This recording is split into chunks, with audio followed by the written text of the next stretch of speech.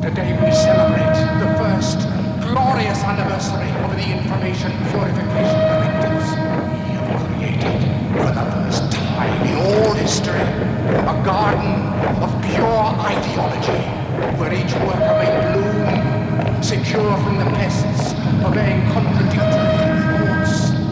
Our unification of thoughts is more powerful a weapon than any fleet or army on earth. We are one people, with one will, one resolve, one cause.